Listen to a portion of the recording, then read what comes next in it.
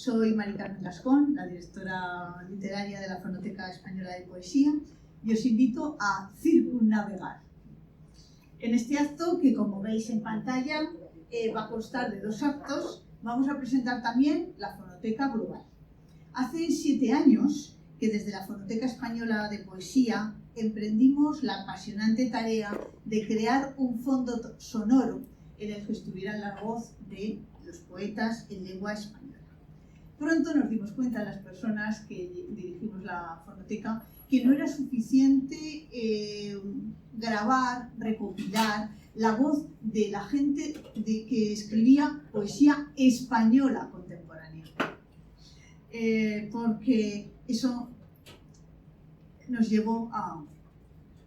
Hay 1000 acentos para un mismo idioma. Hay 1000 acentos para un mismo idioma. Y así surgió el concepto Fonoteca Global.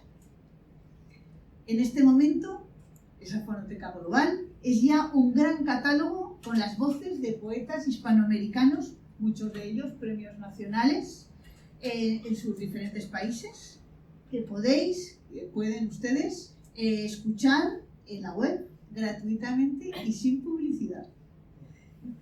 Otros nuevos poetas están siendo incorporados y damos las gracias a todas las personas que nos asesoran en esta tarea. Esto nos lleva a participar en proyectos complementarios con gente de las otras orillas o de esta orilla. Y, por ejemplo, amigos poetas de Perú nos estuvieron comentando que estaban celebrando y planteando diferentes actos para celebrar el centenario de la publicación de Trilce y de debates que estaban surgiendo con gentes de Argentina, de Brasil, y por lo tanto dijimos, vamos a compartir también ese homenaje haciendo un tributo aquí en el Café Comercial. Os invitamos a que este viaje lo viváis como algo imprevisible, donde la incomprensión conceptual quedará iluminada por esa gramática del mundo que se va curvando como el espacio, como en la mecánica cuántica, y que siempre nos transforma. Un poco lo que tú decías, ¿no? Se va curvando el espacio y nos va transformando. Pero cuidado, necesitamos nuevos ojos en las salas, porque solo así podemos escuchar a Vallejo. Pero ya sabéis que César lo que hacía era que lanzaba los poemas a ras de suelo y luego todo se volvía un poco entre tambaleante y azaroso, por lo cual puede pasar cualquier cosa en este acto. Además, él nos habla de la orfandad y nos ha dejado completamente solos, simplemente con unos poemas numerados para que los leamos, ¿no? Y por lo tanto hemos considerado que era importante que hubiera unos pequeños datos biográficos que seguro que todos los que estáis aquí ya conocéis, pero que de alguna forma nos viene bien recordar. Hemos creado un documento que dura 15 minutos que nos ayuda en esa orfandad en la que estaba Vallejo y en la que estamos nosotros. Escuchamos y vemos unos poemas durante 15 minutos.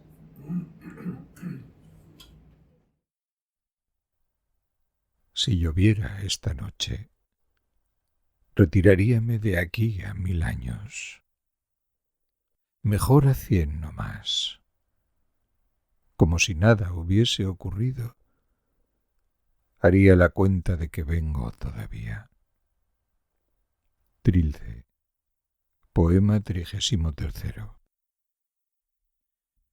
Y es aquí, en 2022, cuando se cumple este regreso como si nada hubiese ocurrido.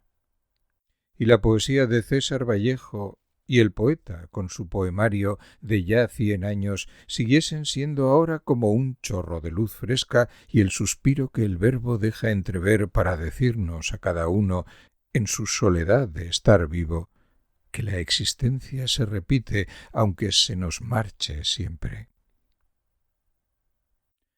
César Vallejo nace probablemente el 16 de marzo de 1892 en Santiago de Chuco, Huamachuco, del departamento de La Libertad, en Perú.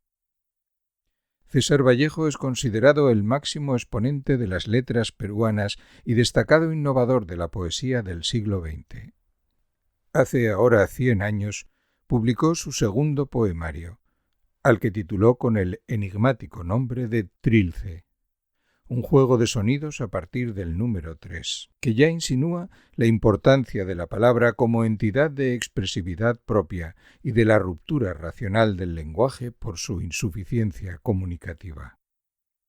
Trilce supuso la ruptura expresiva de la poesía escrita en castellano, desdibujando los límites expresivos, desquiciando la estructura sintáctica del verso, yuxtaponiendo planos narrativos y emotivos al construir un diálogo entre la experiencia perceptiva, la descripción y la dimensión subjetiva, donde el tiempo es y transcurre inaprensible simultáneamente. Escucharemos a continuación, en la voz del poeta también peruano Pedro Granados Agüero, el poema numerado 23 de Trilce, en el que evoca a su madre. Tahona estuosa de aquellos mis bizcochos, pura llama infantil innumerable madre, oh tus gorgas asombrosamente mal plañidas, madre, tus mendigos, las dos hermanas últimas, Miguel que ha muerto y yo arrastrando todavía una trenza por cada letra del abecedario. En la sala de arriba nos repartías de mañana, de tarde, de dual estiva, aquellas ricas hostias de tiempo para que ahora nos sobrasen, cáscaras de relojes e inflexión de las 24 en punto parados. Madre, ¿y ahora? Ahora en cuál alvéolo quedaría, en qué retoño capilar, cierta migaja que hoy se me ata al cuello y no quiere pasar, hoy que hasta tus puros huesos estarán harina que no habrá en qué amasar, tierna dulcera de amor, hasta en la cruda sombra, hasta en el gran molar, cuya encía late en aquel lácteo hoyuelo, que inadvertido lábrase y pulula, tú lo viste tanto, en las cerradas manos recién nacidas. Tal la tierra oirá en tu silenciar, cómo nos van cobrando todos el alquiler del mundo, donde nos dejas y el valor de aquel pan inacabable, y nos lo cobran cuando siendo nosotros pequeños entonces, como tú verías, no se lo podíamos haber arrebatado a nadie, cuando tú nos lo diste, di mamá. Su primer poemario, Los Heraldos Negros, es editado en 1919.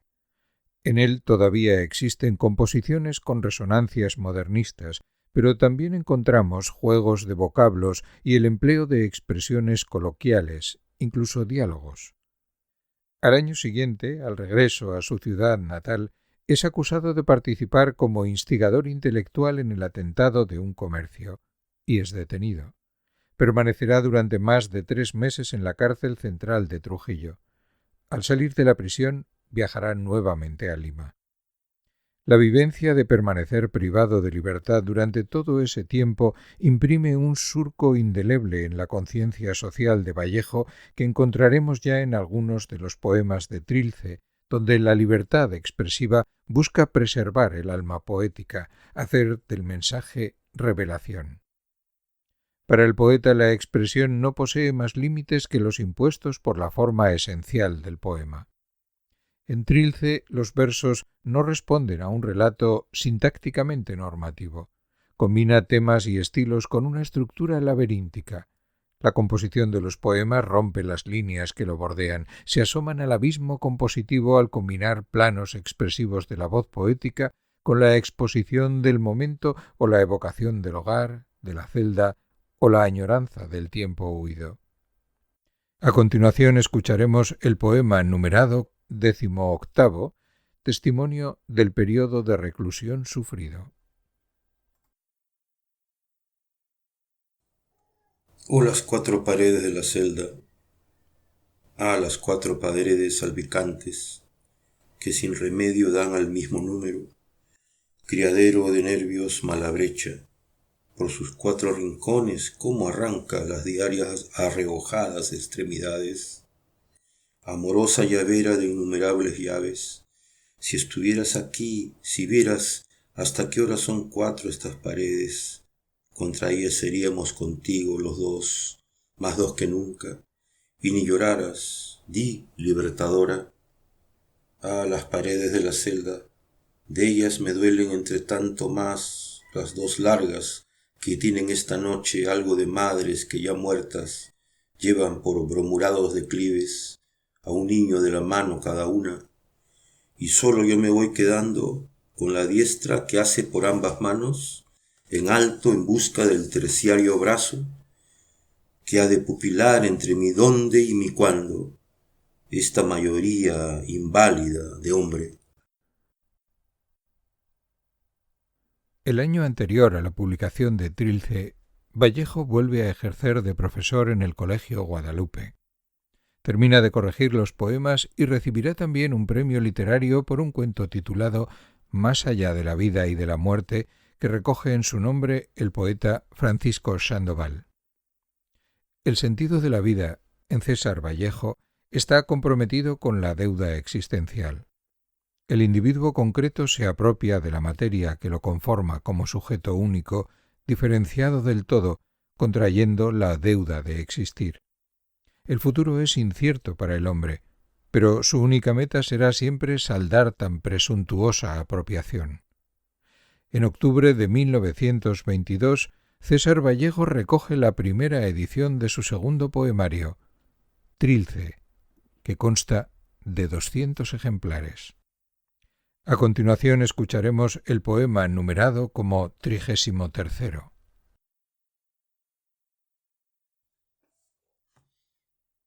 Si lloviera esta noche, retiraríame de aquí a 1000 años, mejor así o no más, como si nada hubiese ocurrido. Haría la cuenta de que vengo todavía, sin madre, sin amada, sin porfía, de agacharme a guaitar al fondo, a puro pulso. Esta noche así estaría escarmenando la fibra védica, la lana védica de mi final hilo del diantre, traza de haber tenido por las narices a 2 bagajos en inacordes de tiempo en una misma campana. Haga la cuenta de mi vida o haga la cuenta de no haber aún nacido, no alcanzaré a librarme. No será lo que aún no haya venido, sino lo que ha llegado y ya se ha ido, sino lo que ha llegado y ya se ha ido. El texto, netamente vanguardista, se compone de 77 poemas que pretenden la expresión libre del poeta como hombre y artista. Y para eso sacrifica el discurso, pero preserva el alma del poeta. Combina temas y estilos dispuestos en una escala nominativa, sin establecer títulos en los poemas, sino una mera enumeración sin sentido de orden. El fluir del poema turba, y sus contenidos plásticos adquieren dinámica propia. El mensaje contiene una revelación, no una figura estética. Exclusivamente la creación establece la forma expresiva del producto final del poema, pero este modo de construcción poética se ve amenazado por la dispersión balbuciente, la fragmentación incoherente que descompondría el mensaje. Trilce se mantiene en un ejercicio de tensión entre la libertad expresiva inmanente y la descoyuntura del entramado compositivo para sublimar el impacto de las impresiones. El lenguaje resultaría una herramienta exigua para abarcar las propias vivencias.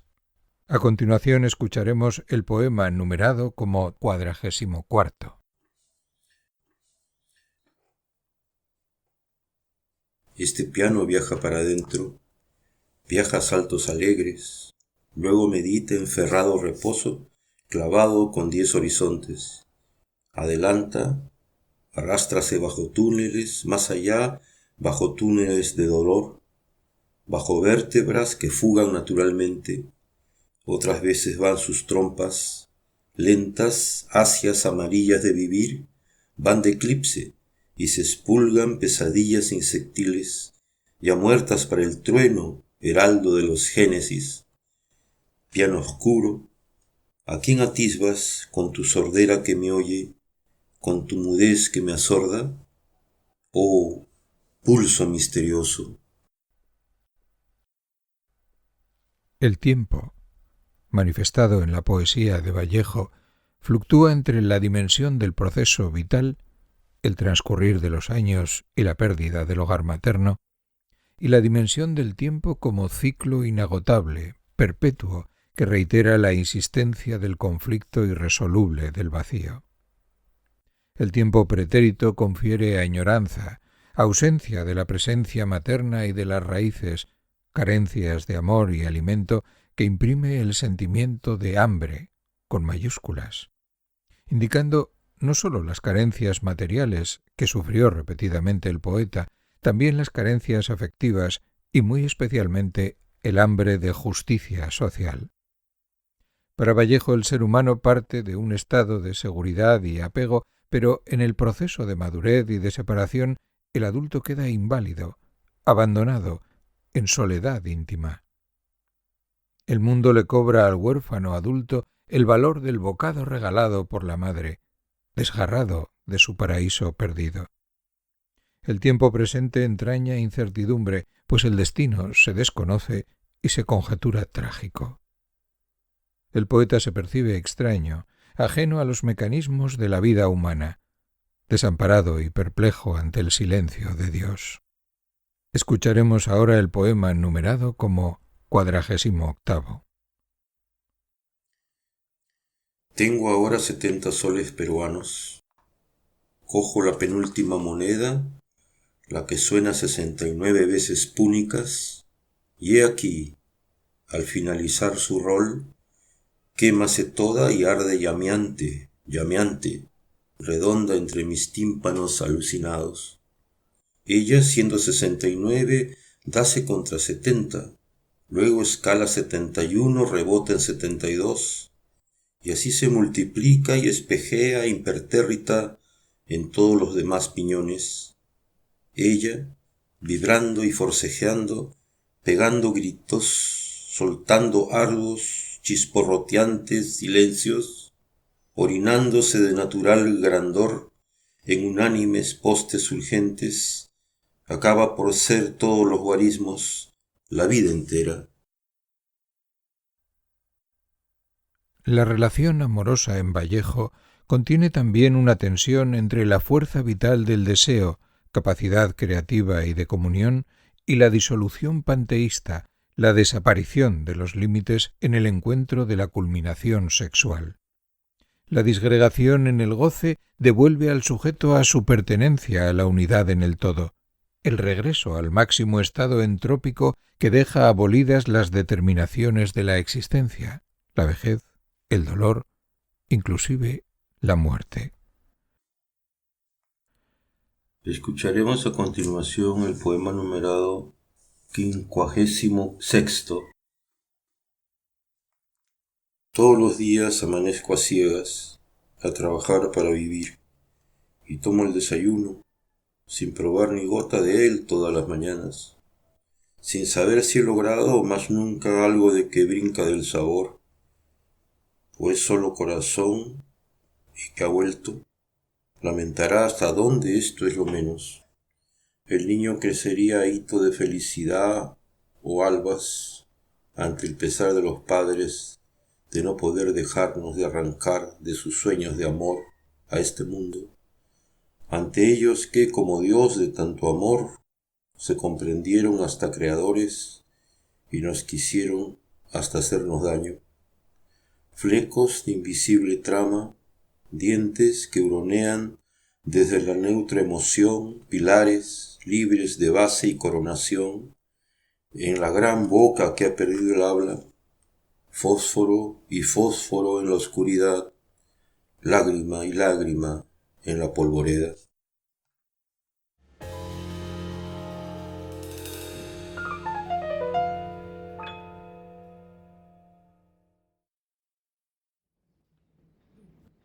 ¿Qué tal? ¿Ya ha tronado Vallejo en vuestras almas y os ha transformado en sol apasionado, en lluvia solidaria?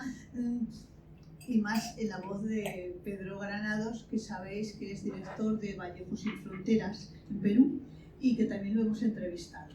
Entonces vamos a escuchar un momentito a Pedro Vallejo Granados, que lo tenemos creo que ya preparado. Sí. A él lo hemos grabado también para la Fonoteca de Poesía porque tiene dos poemarios, uno Amerindios y otro La Mirada, ¿verdad? Sí. Pues hablamos. En esta celebración del centenario de Trilce tenemos la gran suerte de contar con la presencia desde Perú del profesor y poeta Pedro Granados, director de la Fundación César Vallejo Sin Fronteras. Conectamos con él. Hola, ¿cómo no? Caramba, qué reto, desde el país natal de César Vallejo. Sí, pues, nació acá en el Perú, pero tuvo siempre una vocación universal, ¿no?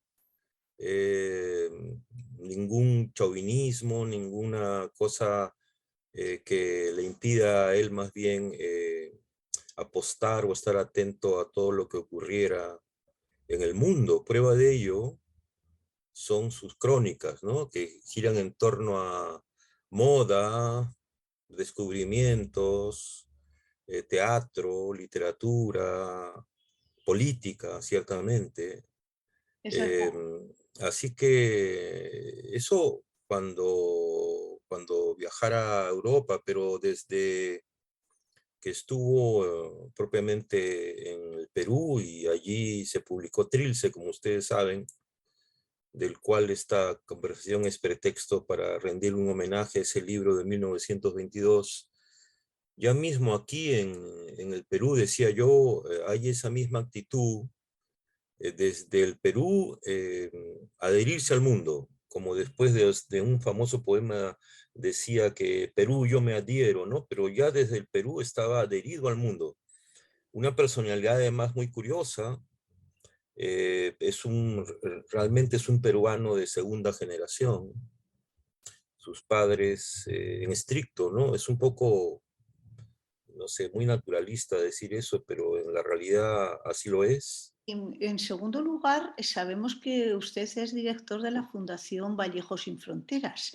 En este momento, ¿qué labores más relevantes están haciendo para la difusión de su obra? Porque algunas veces los grandes poetas no son los más leídos por las nuevas generaciones. De acuerdo. Bueno, el título nos queda un poco grande. El Vallejo Sin Fronteras Instituto es apenas una iniciativa que no tiene más de 5 o 7 años, muy pequeña en realidad, la conforman una antropóloga, un educador, un filósofo, todos jóvenes, y el que les habla, que funge por ahora de presidente. Y claro, en nuestra labor, sumamente modesta, yo diría, hemos editado algunas cosas ya, en concreto un libro, el 2014, dice Trilce Húmeros para Bailar, cuyo título creo que es sugestivo para apostar por otra lectura no distinta, sino una lectura complementaria a aquella que comentaba, ¿no? Y que por la cual es más conocido el Vallejo del dolor, del sufrimiento, etcétera. Y también hemos coeditado, por ejemplo, el año pasado nomás, 100 en Trilce, un dossier con colaboraciones internacionales, conjuntamente va Sin Fin, que es Vallejo Sin Fronteras Instituto, con Marco Soroche, una revista chilena. Hemos hecho esa labor. Y otra vez, hace muy poco, por ejemplo, con la revista Circulador, que es la revista que representa en el Brasil la fundación, en este caso sí es así, la Fundación Haroldo de Campos, hemos editado junto con ellos un dossier también, un número especial de esa revista Circulado que se titula Trilce 100 años y que es muy intensa, ¿no? Es una elaboración, una edición muy cuidadosa de algunos artículos claves donde colaboran, entre otros, Julio Ortega, muy conocido en España. Sí. Amalio Piñeiro es un profesor de la Universidad Católica de Sao Paulo, y bueno, yo también, ¿no? Con un artículo. ¿Qué más hacemos? Siempre tenemos un blog que tiene ese mismo título, Vallejo Sin Fronteras Instituto, donde damos a conocer breves ensayos nuestros o de otros colaboradores, y donde estamos promoviendo su lectura, que ciertamente coincido contigo, no, Vallejo es más nombrado que leído, no solamente en Europa, no solamente en España, por más que ahí tan prontamente como el 31 se editó, por ejemplo, Trilce, ¿no? Y después se editaron, claro, en Montserrat, el famoso España parte de Meste Cáliz. Pero vuelvo a eso, sí, es un español, es un poeta en el Perú mismo, realmente que necesita releerse, se necesita actualizar la crítica también, simultáneamente.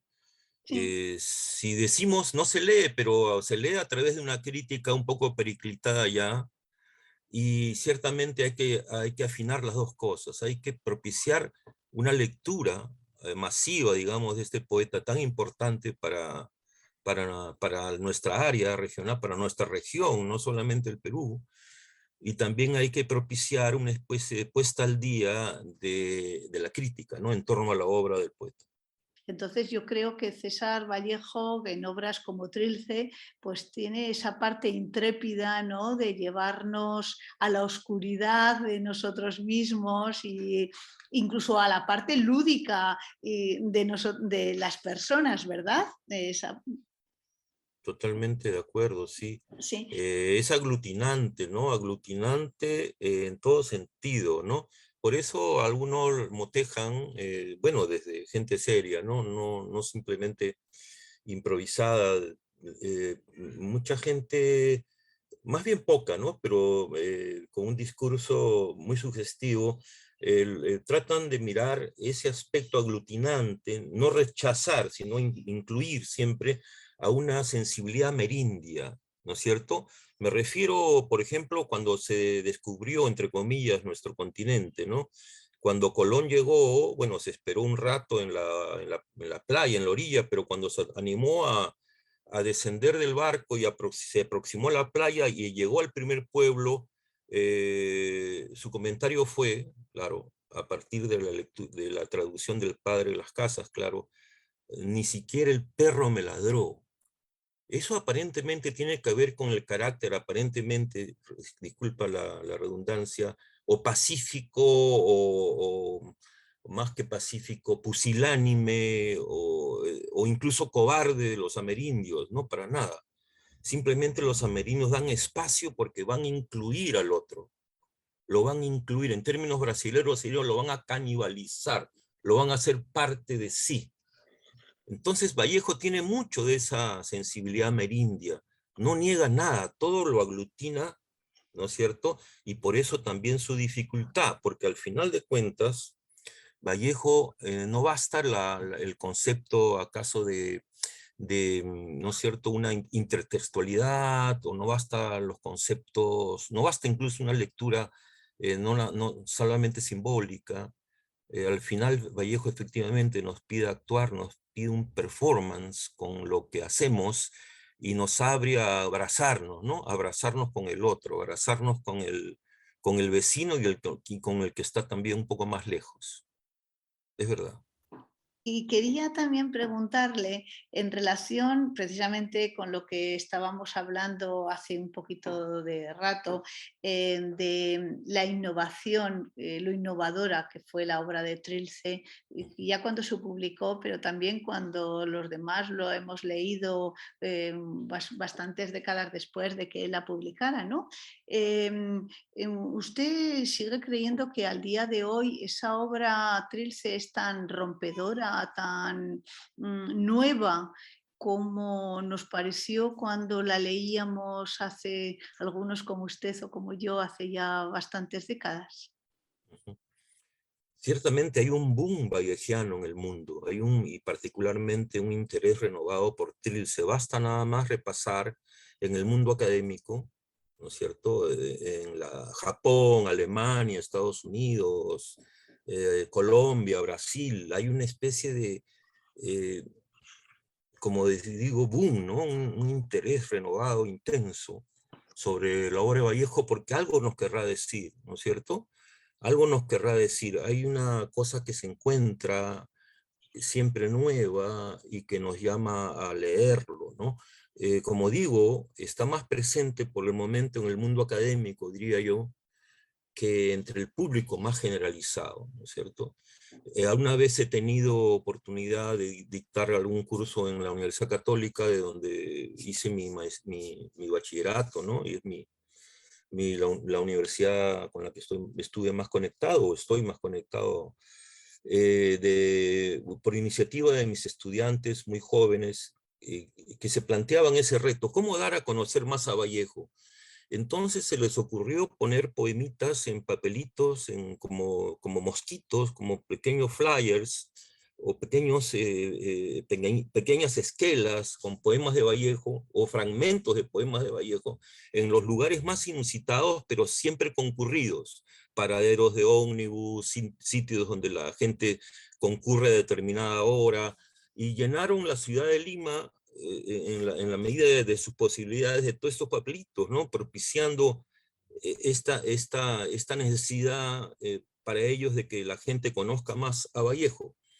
Nos falta más esa labor, ciertamente, pero repito que en el mundo académico, que no es poco, porque de ahí derivan muchas lecturas o formas de leerlo, o apelaciones siempre al lector, no es poco. En el mundo académico ciertamente está muy vivo y es muy estudiado, ¿no?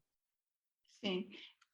Que todo el cariño y el cuidado del que usted nos ha estado hablando también palpita con César Vallejo, y quería darles las gracias a usted y a todas las personas que participan desde allí en la fundación, y por esa labor de un conocimiento más amplio de la obra de Trilce, tanto en el mundo académico como también en otros espacios, porque por lo que he comprobado son capaces de seguir esa lección de aglutinar sentimientos, de dejarnos espacios para abrazarnos más ampliamente, y por lo tanto de aportarnos nuevos ojos para que haya unos nuevos horizontes en los que César Vallejo, su obra Trilce y todas sus sensaciones, en las cuales los demás también tenemos muchos aspectos comunes, ¿verdad? Pues podamos seguir adelante, como decía, con esos nuevos horizontes. Muchísimas gracias, Pedro Granados. Muchísimas gracias, Mari Carmen. Feliz de la vida de participar en este homenaje a Vallejo y a Trilce en particular. Muchas gracias desde la Fonoteca Española de Poesía. Muchas gracias, Pedro. Un placer. Hasta luego.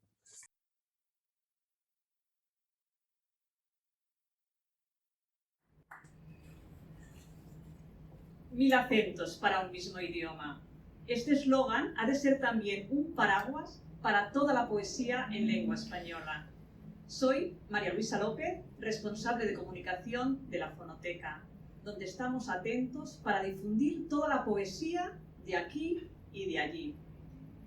Actualmente estamos exponiendo Poesía Premio Adonais en el Cervantes de Alcalá de Henares, una colección dirigida por Carmelo Guillén Acosta, pero también mostramos nuestro catálogo de poesía de poetas cordobeses en Argentina, un evento dirigido por el poeta argentino Antonio Tello en la Feria de Editores Independientes de Córdoba.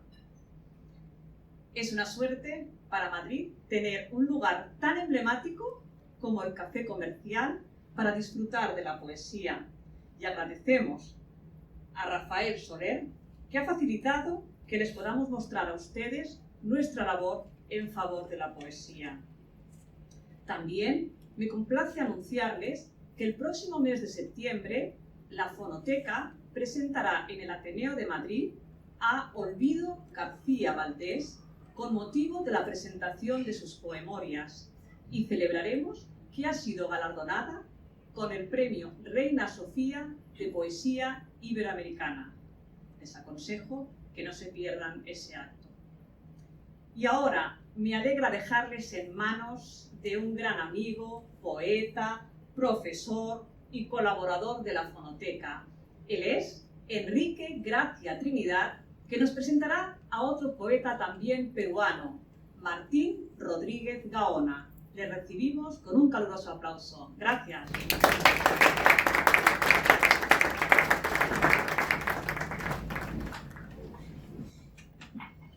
Buenas tardes. Vamos a dar final, a cierre a esta sesión saliéndonos de Madrid. Es decir, qué raro, me dice mi amigo Rafael, pero es que es verdad, no lo puedo evitar, verán ustedes, me está hablando de Trince, a mí me parece muy bien, pero Trince cumple 100 años porque Vallejo los cumple también, de alguna manera, y algunos más. Entonces vamos a echar un vistazo a algo de la vida de Vallejo, a otros textos que no son de Trince exactamente, de la mano de nuestro amigo Martín Rodríguez Gaona, poeta, ensayista, traductor, editor. Es licenciado en Comunicaciones por la Universidad de Lima, de su país, y máster en la Universidad Bowling Green de Estados Unidos. Reside en España desde 1999, ha tenido una beca en la Residencia de Estudiantes de Madrid y ahí ha trabajado como gestor cultural. También tuvo una beca internacional Antonio Machado, que recuerdo, en Soria, y obtuvo en 2011 el premio de poesía Cáceres Patrimonio de la Humanidad con su libro Madrid, línea circular, o sea que está muy vinculado a esta ciudad también, de alguna manera. Como ensayista ha trabajado sobre la última poesía española del siglo XXI, ha traducido a un buen número de autores estadounidenses, Gertrude Stein, John Hasbury, y ha editado para el Fondo de Cultura Económica de México y la Residencia de Estudiantes, pues con distintos libros y audiolibros también, cosa curiosa, eso le enlaza con la Fonoteca, y ha colaborado con Verbum, Visor, Lustra de Lima, Amargor, Páginas de Espuma, DVD. Estamos con un peso pesado peruano, fíjense, PPP, pero en Madrid y en el Café Comercial. Yo le pediría, porque como esto es una especie de charleta recital, pues le pediría que nos dijese algún poema para iniciar, un poema que a él le parezca bueno para que ustedes ya conozcan cómo larga. Buenas tardes. Gracias por invitarme a este espléndido homenaje que me ha emocionado con la agudeza de la selección de los textos y los comentarios y toda la puesta en escena que demuestra esta cuestión extraña que produce Vallejo, ¿no? De incondicionales, lo que todo escritor y todo ser humano a lo que aspiramos, ¿no? Amor, recibir, dar amor y recibir. Entonces yo antes de todo quiero advertirles o protegerme de lo poco que yo puedo ofrecerles aquí. Voy a hacer una cuestión que no suelo hacer, porque yo, digamos, además de mi obra como poeta, soy ensayista y trato de tener una objetividad, un rigor, una contrastación, eso es lo que yo, es mi línea, digamos. Pero con Vallejo yo no puedo hacer eso porque nunca me he atrevido a escribir sobre Vallejo porque estoy consciente del volumen de trabajos que se han hecho sobre él, los como ya les quedé contando, los he vivido prácticamente desde niño. Y entonces creo que esa es la forma más honesta de enfocar esta velada, ¿no? Es decir, cómo el niño que yo fui, cómo empezó a leer a Vallejo, cómo fue creciendo hasta me atrevería a decirles que me disculpen porque mi lectura intensa de Vallejo ha sido solo de los 12 a los 18 años. Y explicaré por qué considero que como poeta no puedo seguir leyéndolo, estudiándolo como he estudiado a otros poetas. Entonces, para empezar, yo no sé, yo tenía preparado un orden de poemas, pero algunos y han sido leídos por Pedro Granados, a quien aquí mando un saludo porque fuimos compañeros de editorial. Mi primer libro salió en un libro, en una editorial que sacó en esos mismos años un libro que se llamaba El fuego que no es el sol. Y entonces no lo veo hace 25 años, y hace 25 años evidentemente los dos éramos distintos, pero ya compartíamos esa cuestión que ya irá saliendo en la conversación, que es lo que significa ser un poeta peruano. Para dar una idea de lo que significa ser un poeta peruano, se me ocurre mencionar lo que significa ser un poeta irlandés. Cuando estuve en la residencia de estudiantes, tuve la suerte de conocer a Seamus Heaney, y Seamus Heaney, que además es un gran poeta, premio Nobel, un tipo muy amable, fue contando algunas anécdotas y contó cuando él, siendo un poeta joven, conoció a Borges. Entonces él iba muy tímido, ¿no?, a que le presentaran a Borges, y Borges estaba hay un joven aquí, sí, preséntemelo. Entonces Borges, ciego, ¿no?, va y le da la mano y le dice muchas gracias, es que tengo el privilegio de darle la mano a un poeta irlandés. Y evidentemente se refería a la línea de Wilde, de Yeats. En Perú, por distintas razones, por razones atávicas de lo andino, ¿no?, de lo precolombino, más la mezcla de la cristiandad barroca, la ciudadanía que daba el habla, todas las mezcolanzas extrañas. Ser poeta es una cuestión muy seria. O sea, de alguna manera relaciona, y esto digo sobre todo por Vallejo, que es el ejemplo para todos los poetas que venimos después de la modernidad, digamos así. El poeta es al mismo tiempo una especie de, tiene algo que ver con un curaca y con un chamán, y con un obispo.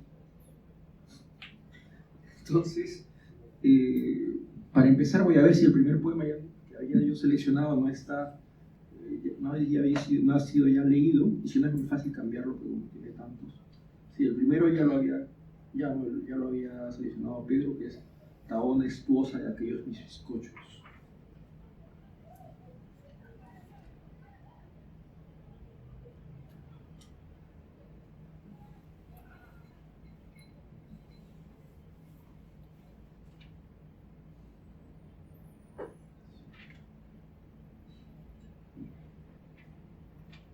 Por ejemplo,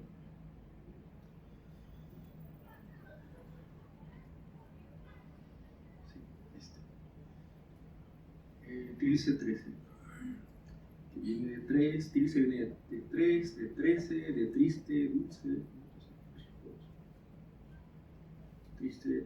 Trilce 13. Pienso en tu sexo. Simplificado el corazón, pienso en tu sexo. Ante el ijar maduro del día, palpo el botón de dicha, está en sazón. Y muere un sentimiento antiguo, degenerado en seso. Pienso en tu sexo, surco más prolífico y armonioso que el vientre de la sombra, aunque la muerte concibe y pare de Dios mismo. Oh conciencia, sí, en el bruto libre que goza donde quiere, donde puede. Oh escándalo de miel de los crepúsculos. Oh estruendo mudo. Oh neutse. Esa última palabra ya es asesina, ¿eh?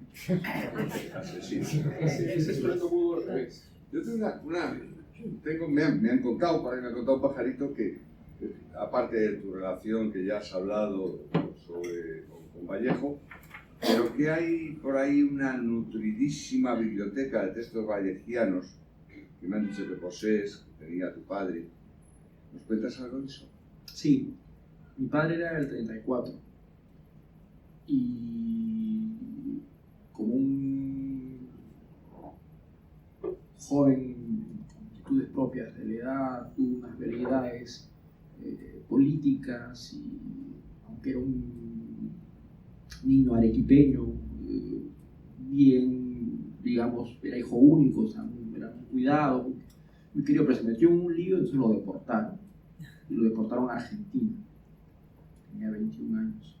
Entonces, en Argentina, en ese momento, estaba empezando la recuperación de Vallejo.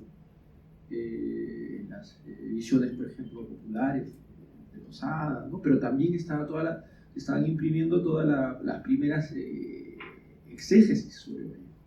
Entonces, todos los libros de Gea, de Antenor Orrego, de Saúl Yurkiewicz, que era un jovencito en ese momento, que mi padre conoció, porque mi padre fue a Aula Vallejo, que fueron unos seminarios pioneros en la consagración de Vallejo. Mi padre estuvo ahí, de casualidad. Entonces tenía esa biblioteca, la heredé yo, la viví yo de puber, sin saber. No sabía lo particular que tenía esa biblioteca. Entre otras cosas, por ejemplo, que más me impresionaron y que ya me relacionaban, estas cosas futuribles, esos incógnitas que ya me relacionaban con España, que entre estas ediciones, alguna de lujo, por ejemplo, los facsímiles editados por Moncloa, que ahora hace poco ha vuelto a reeditar en una edición un poco más asequible, visor, pero en el año 69, que es precisamente en el que nací yo, era muy raro y era muy caro. Entonces los facsímiles de Vallejo, los mecanuscritos corregidos con el sello César A. Vallejo, César Abraham Vallejo, era César Abraham Vallejo Mendoza. Entonces todas esas cuestiones las tenía yo, y allí descubrí yo. Massa ha traducido al inglés, al francés, al hebreo y al árabe las fotos de Guernica. Qué maravilla, qué envidia. Entonces esa relación con Vallejo y demás, digo, en ese momento que finalmente yo fui decidiendo por Vallejo, por otras circunstancias, por otros gustos, fui decidiendo que iba a ser escritor. Es curioso porque la cuestión que tiene Vallejo tiene, además de la inteligencia artística, además del oficio, ¿no? Lo que tiene es una sensibilidad tan potente, una capacidad de conectar, que cualquiera, sea un niño de 12, 13 años, o sea un señor sin formación universitaria, que es lo que pasa mucho en Perú, gente de origen obrero, campesina, Vallejo llega, aunque sea 3 poemas, pero llega, ¿sabes? Y eso es lo que a mí me sorprende, porque cuando yo llegué aquí, pues eso, tener mucho miedo, mucho cuidado uno mismo con su chauvinismo, ¿no? Entonces, con atisbos que yo creo que no tengo, pero tímidamente conversando con gente, con varios poetas muy respetables, me decían, no, Vallejo, como que Vallejo es el poeta de la lengua en el siglo XX, ¿no? Entonces eso a mí yo lo respeto, pero a mí lo que me sorprende y me admira es esa cuestión de la capacidad de conectar, ¿no? Poder conectar con gente de distintas sociedades, distintas generaciones, distintas procedencias educativas. Es una cosa realmente excepcional. Eso, fíjate, yo voy a leer un poema ahora, recordando a un gran enamorado y un gran conocedor de César Vallejo, que se nos fue hace no mucho, que es Félix Grande. Luego Félix Grande me comentó en una ocasión, estuvimos hablando los dos de César Vallejo en otro acto, no sé cuándo, él y yo, y empezó diciendo que para él uno de los mejores endecasílabos, de los mejores versos que se habían escrito en castellano más intensos, era el último verso de este poema que voy a leer. Se llama La violencia de las horas. Todos han muerto. Murió doña Antonia la ronca, que hacía pan barato en el Burgo. Murió el cura Santiago, a quien placía le saludasen los jóvenes y las mozas, respondiéndoles a todos indistintamente: buenos días, José, buenos días, María. Murió aquella joven rubia, Carlota, dejando un hijito de meses, que luego también murió a los 8 días de la madre. Murió mi tía Albina, que solía cantar tiempos y modos de heredad, en tanto cosía en los corredores para Isidora, la criada de oficio, la honrosísima mujer. Murió un viejo tuerto, su nombre no recuerdo, pero dormía al sol de la mañana sentado ante la puerta del ojalatero de la esquina. Murió Rayo, el perro de mi altura, herido de un balazo de no se sabe quién. Murió Lucas, mi cuñado, en la paz de las criaturas, de quien me acuerdo cuando llueve y no hay nadie en mi experiencia. Murió en mi revólver mi madre, en mi puño mi hermana, y mi hermano en mi víscera sangrienta, los tres ligados por un género triste, de tristeza, en el mes de agosto, de años sucesivos. Murió el músico Méndez, alto y muy borracho, que solfeaba en su clarinete tocatas melancólicas, a cuyo articulado se dormían las gallinas de mi barrio. Murió antes de que el sol se fuese. Murió mi eternidad, y estoy velándola. La verdad es que es impresionante. Se ha dicho mucho, hablando de este poema, y se nota mucho que es principalmente un poeta, el poeta del dolor, que todo lo que escribía estaba tocado por un profundo sentimiento doloroso o en relación con él, al menos en poesía, dejando de lado artículos de otros escritos, ¿no? ¿Es esto cierto o es una exageración? Es un sesgo, ¿no? Es parcialmente cierto en el sentido que Vallejo es un poeta poético, un poeta de poetas, porque fundamentalmente lo que tiene es una gran empatía hacia todo. Entonces, si la experiencia humana o la experiencia de ser vivo está marcada por, incluso en el placer, ¿no? La pequeña muerte, ¿no? El orgasmo tiene un lado oscuro, ¿no? De pérdida de conciencia, los gestos de placer son similares a los gestos del sufrimiento. O sea, claro, Vallejo tiene eso. Vallejo tiene una capacidad extraordinaria de conectar con toda la humanidad, con toda la naturaleza, y en eso pues lo más extenso es la experiencia del dolor. Entonces, eso además tiene explicaciones de la sensibilidad de Vallejo, no solamente por la cuestión americana, ¿no? De la fundación moderna de ese continente, un acto de dolor, ¿no? La guerra, ¿no? Pero también como antídoto, como cura a ese sufrimiento, está la cuestión cristiana.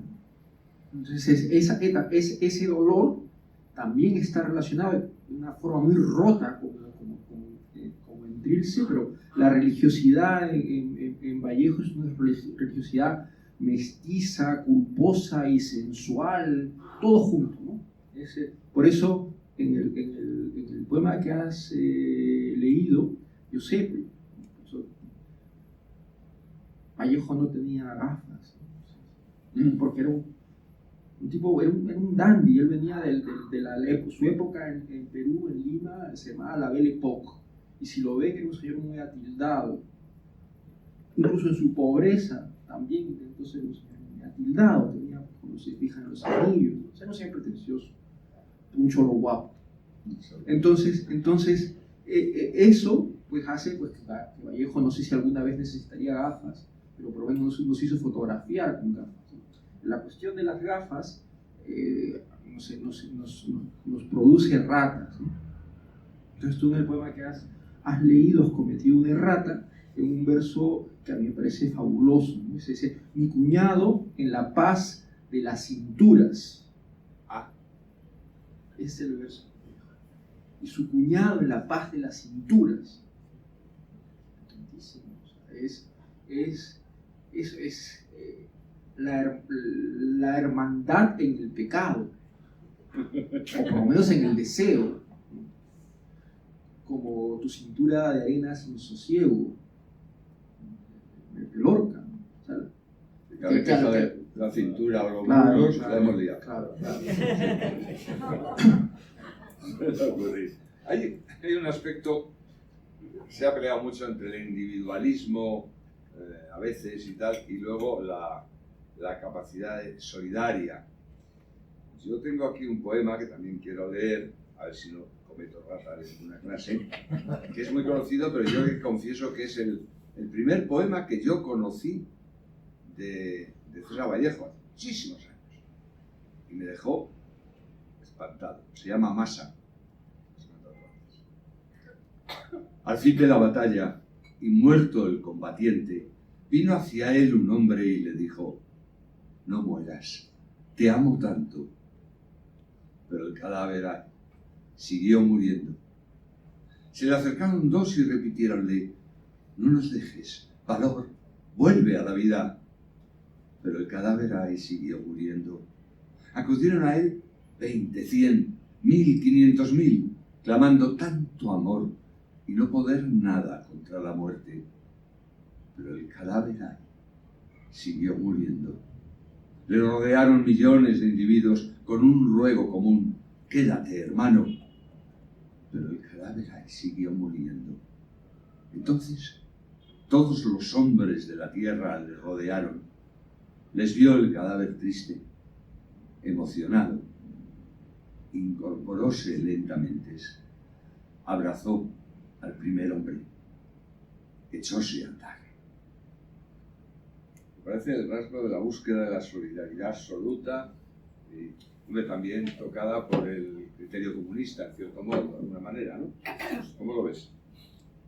Bueno, esa es la capacidad de síntesis, la imaginación, lo inconsciente, una mezcla, ¿no? Entre mesiánico, entre ideal comunista utópico. Incluso ahora que lo escucho de nuevo, pienso en uno de los antecedentes importantes de Vallejo, porque Vallejo no sale de la nada, ¿no? La poesía peruana moderna empieza hacia 1880 con Manuel González Prada, que es un poeta modernista, que además es teórico y político y anarquista. O sea, eso es el maestro de la generación de Vallejo, era González Prada, y él le dedica Los Heraldos Negros a González Prada. Entonces, el poeta joven de la época, cuando Vallejo era joven, y Vallejo pasa de Trujillo a Lima, era Abraham Valdelomar, que era un poeta dandy, era una imitación criolla samba de Oscar Wilde, ¿no? Y entonces estaba, que aquí viene la historia personal, porque mi padre trabajó con alguien de ese grupo, ¿no? Que era Luis Alberto Sánchez, que era un crítico literario y político, que era más jovencito de ese momento, era el 900, ahí fue el 92. También estaba José Carlos Mariátegui, que es el equivalente a Ortega y Gasset, pero en marxista, ¿no? Era un momento brillante de la cultura peruana, y el príncipe de las letras era Valdelomar.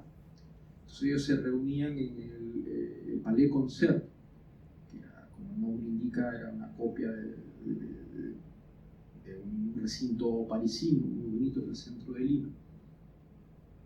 Y Valdelomar, que murió joven, tenía atisbos, murió a los 30 años, dejó una obra potente para lo joven que era, y tenía la poética del gesto.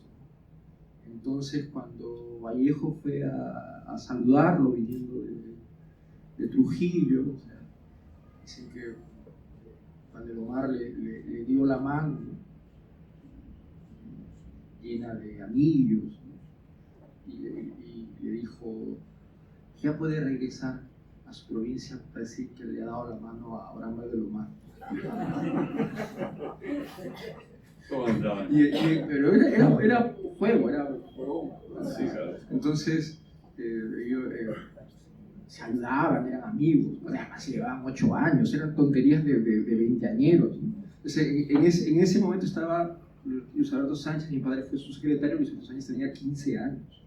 Siempre ha habido algunos padres inconscientes que han dejado salir a sus hijos y a sus hijas, jovencitos, ¿no? Entonces, para que tengan la idea de esta, porque también eso me interesa, que Vallejo es muchas cosas, pero Vallejo en ese momento, que por ejemplo Mariátegui decía que será su edad de piedra, ¿no? Su juventud cuando era frívolo y decadente, ¿no? O sea, Vallejo iba a los fumaderos de opio, el barrio chino, pero no barrio chino necesariamente de prostitución como es lo que se entiende aquí, por lo menos en España, sino un Chinatown, ¿no? Y vendían opio, vendían pipas de opio, ¿no? Vallejo iba a eso.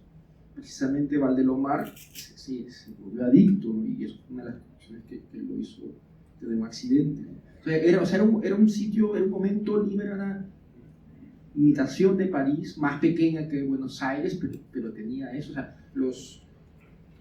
todos estos muchachos, para perfeccionar su francés, iban a visitar a las madames. Ese era el pretexto para... A mí con lo del opio ya me has aclarado lo del Grilfe. Podría ser. Bueno, hay otros datos. Porque a veces hay que estar muy colocado para esas cosas. No, hay otros datos. Hay por ejemplo, quienes... me decía, hay muchas conjeturas, ¿no? La crítica también debe ser la parte creativa de relacionar cosas improbables o directamente imaginar. También dicen que Vallejo tuvo acceso a una copia de Mallarmé, porque en todo este ambiente que les estoy contando, evidentemente las librerías eran muy sofisticadas. Llegaban libros de toda Europa fundamentalmente, además de España, llegaban libros de Francia y de Italia, ¿no? Y esto, y había muy buenas comunicaciones, carta, ¿no? También, pero había comunicaciones. Por ejemplo, en Puno, que es en la frontera con Bolivia, a más de 3.000 metros de altura, hay una revista vanguardista más o menos contemporánea de Vallejo, que también fue muy importante, que tenía conexiones con Argentina, con el joven Borges Ultraísta, por ejemplo, por Copata, Carlos Oquendo de Mar, y Alejandro Peralta, que eran poetas indigenistas vanguardistas, ¿no? Todo eso que se conoce muy mal aquí en España. Sí, la verdad es que muchas veces conocemos muy poco, parece que somos excesivos ombligos aquí, ¿no? Parece que por eso está bien esta tarea de la... Y toda esa gente quería mucho y respetaba, por ejemplo, a Ramón. Bueno, claro. Ramón era un héroe para ellos. No, con llamarle Ramón todos sabemos de quién hablamos, ¿no? Estaba clarísimo. Oye, vete buscando un poema de amor de esos que tienes por ahí que has seleccionado, porque es que aparecen varios amores en la vida de este señor. Yo he encontrado por ahí, no sé si tú sabrás mucho más, una tal Zoila Rosa Cuadra, que llamaba Mirto, que fue un amor juventud de esos que llegó a provocar ideas de suicidio, me he enterado. Luego María Rosa Sandoval, que inspiró los poemas de los Heraldos Negros, y que curiosamente lo abandonó porque estaba enferma.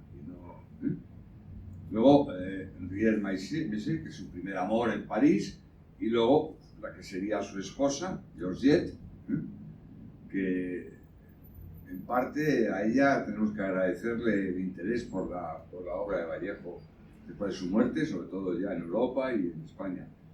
¿Tienes por ahí algún poema? ¿Nos cuentas algo de las chicas? Vamos deprisita, que se nos va acabando el tiempo y estos señores tendrán que irse a cenar.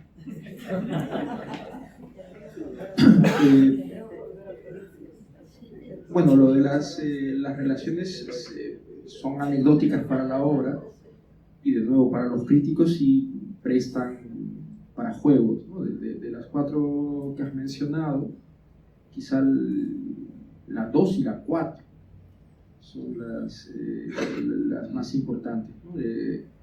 La Sandoval era hermana de Francisco Sandoval, que era otro poeta un poquito menor que Vallejo, que era muy amigo, un amigo muy fiel, que escribió muy poco porque estaba muy consciente del monstruo que le había tocado estar ahí al lado. Porque además en esa generación, todos estaban muy conscientes de que Vallejo tenía un talento extraordinario y lo apoyaban mucho.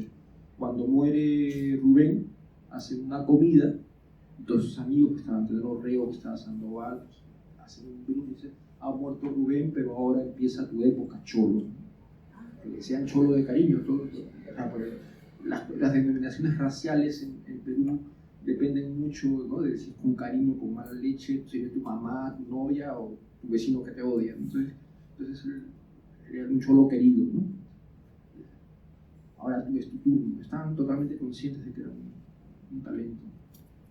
Entonces, yo no sé quién será esta mujer, pero la relación de Vallejo con las mujeres es un gran tema, porque las ha querido mucho, pero las ha querido a su forma, que era una forma como era él, una forma rara, crispada, ambivalente, culposa, infantil. Este es Trilce 11. He encontrado a una niña en la calle y me ha abrazado. X, disertada, quien la halló y la hallé no la va a recordar. Esta niña es mi prima. Hoy, al tocarle el talle, mis manos han entrado en su edad por un par de mal revocados sepulcros, y por la misma desolación marchóse, delta al sol tenebroso, trina entre los dos. Me he casado, me dice, cuando lo que hicimos de niños en casa de la tía difunta. Se ha casado, se ha casado. Tardes, años latitudinales, qué verdaderas ganas nos ha dado de jugar a los toros, a las yuntas, pero todo de engaños, de candor, como fue. Resulta sobrecogedor. Yo tenía, como tenemos que ir aligerando para que no se nos vaya el tiempo, teníamos muchas selecciones, pero vamos a ir cortando. Hay un poema que conocen casi todos que se llama Espergesia, que es sobrecogedor, que empieza diciendo: yo nací un día que Dios estuvo enfermo. Lo recordamos todos, ¿no? Todos saben que vivo, que soy malo, y no saben de diciembre, de enero, pero yo nací un día que Dios estuvo enfermo. Es realmente espectacular, y sobre todo es espectacular porque termina diciendo: yo nací un día que Dios estuvo enfermo. Grave. Es realmente sobrecogedor. Pero me gustaría que hablásemos, tuviéramos un hueco de la relación de César Vallejo con los actuales poetas o con los peruanos, cómo lo ven, cómo lo viven, cómo lo sienten. Yo sí que, como español, tengo que agradecerle a Vallejo el último libro, España aparta de mí este cáliz, que es tan espectacular como para que yo me quite el gorro varias veces, y eso que hoy no lo he traído. Leo un poema de esos y pasamos con nuestro querido amigo. Este poema espectacular, difícil, raro, y que mucha gente no tolera, pero es que para eso está la poesía, para que no se la tolere.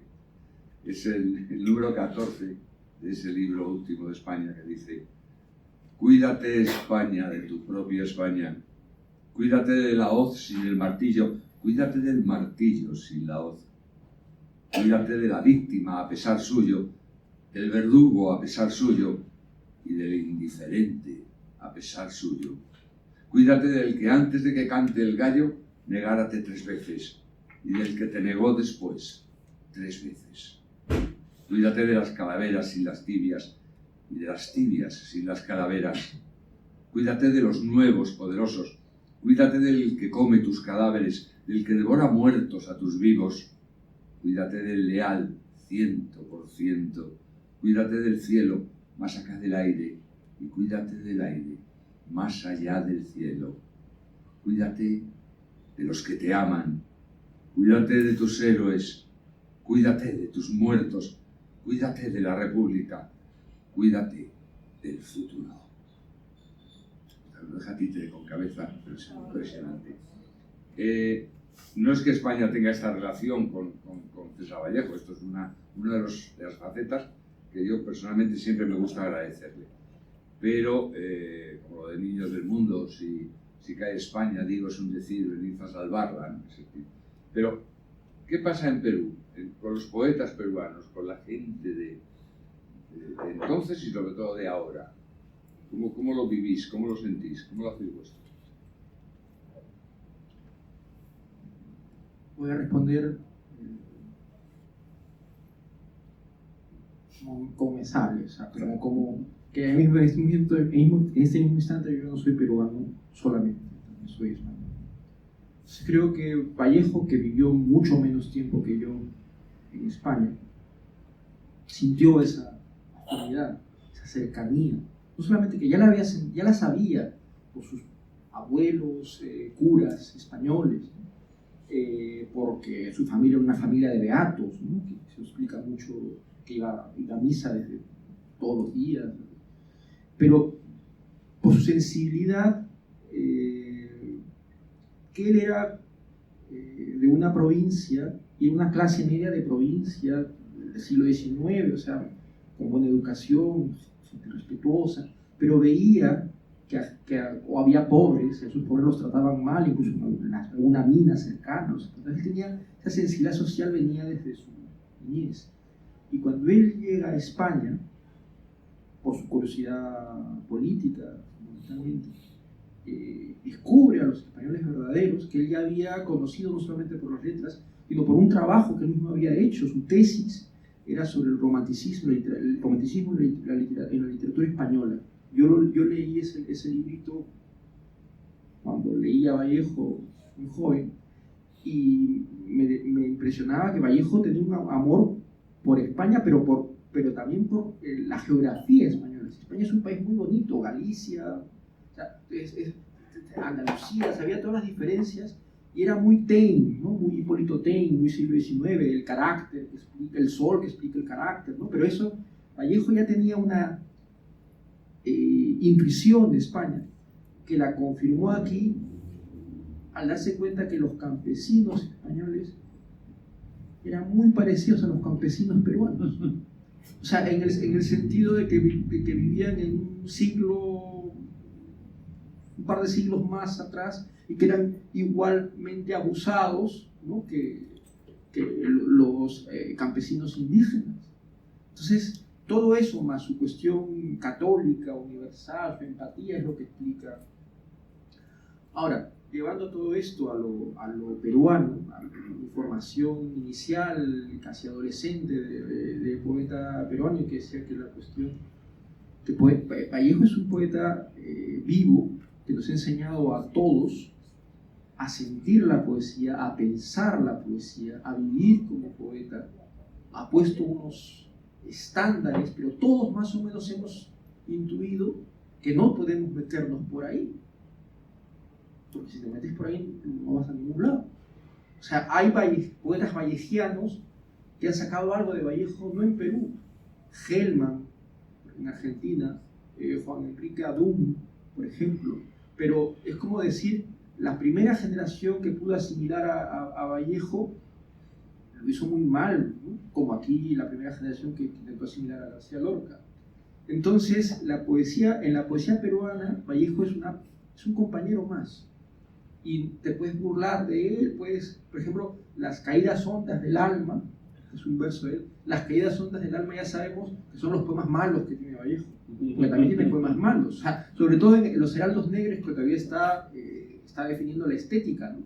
Pero es un compañero, un gran poeta, por ejemplo, Antonio Cisneros, un poco por chinchar, decía, no, Vallejo, prefiero a Eguren, el gran poeta anterior, ¿no? Un poquito anterior, porque Eguren es más elegante, ¿no? Vallejo era un cholo llorón.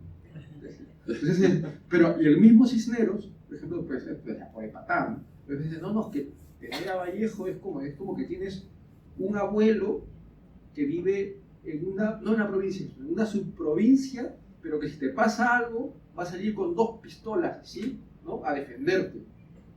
O sea, Vallejo es una sombra protectora y engendradora en toda la poesía peruana. Curioso. Hay veces que me recuerda a un señor que se llama Miguel Hernández, ¿no? Y sus broncas con García Lorca, por aquellas historias.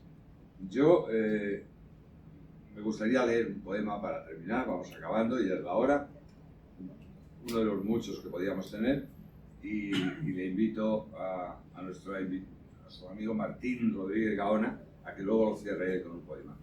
Yo, uno final, corto, que se llama, y lo conocéis todos, Piedra negra sobre una piedra blanca. Me moriré en París con aguacero, un día del cual tengo ya el recuerdo. Me moriré en París, y no me corro, tal vez un jueves como es hoy de otoño. Jueves será, porque hoy jueves que proso estos versos, los húmeros me he puesto a la mala.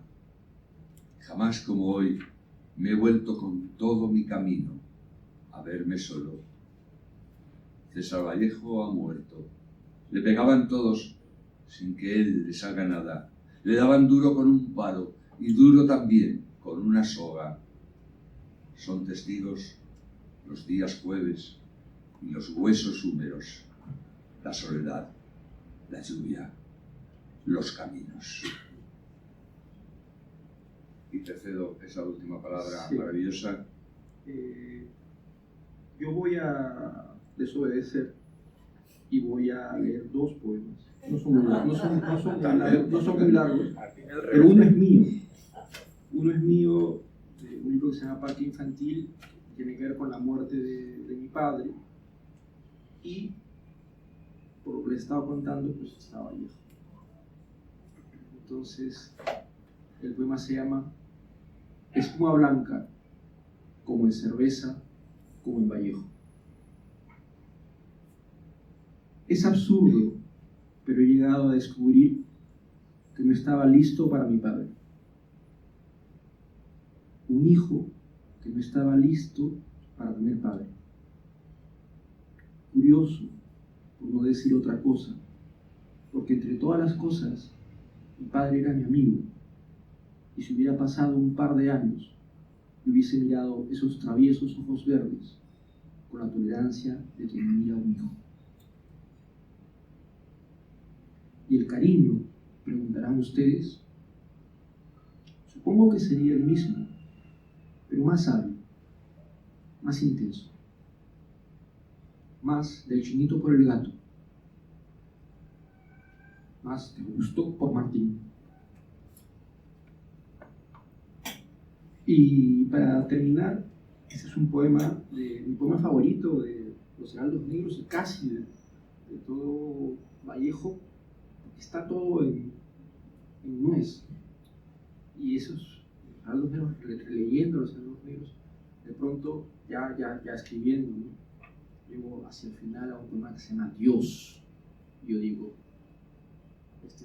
las caídas son del alma. O sea, ¿a quién se le ocurre escribir un poema que se llame Dios? O sea, es un absurdo, es una invitación al fracaso, al suicidio, es un horror. O sea, ¿qué va a hacer alguien poniéndole a alguien un poema Dios? Ni San Juan de la Cruz se atrevía a eso. Y Vallejo hace esto. Dios.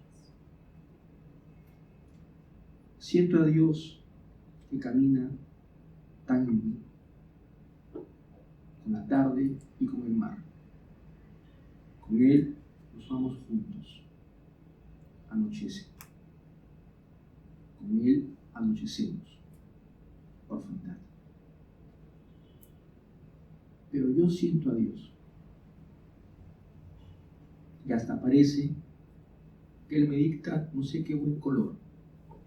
Como un hospitalario es bueno y triste, mustia un dulce desdén de enamorado. Debe dolerle mucho el corazón. Oh, Dios mío, recién a ti me llevo, hoy que amo tanto en esta tarde, hoy que en la falsa balanza de unos senos mido y lloro una frágil creación. ¿Y tú? ¿Cuál llorarás? Tú, enamorado de tanto enorme seno girador.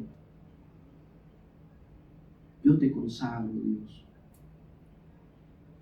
porque amas tanto, porque jamás sonríes, porque siempre debe dolerte mucho el corazón.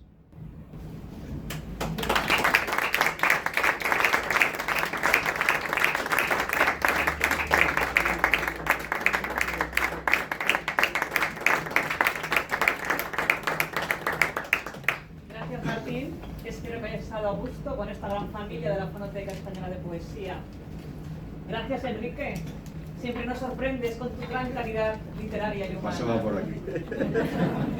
Gracias a todos ustedes y me van a permitir pedirles un último aplauso para la persona que es el alma de la Fonoteca Española de Poesía. Él es nuestro director, Roberto Rode.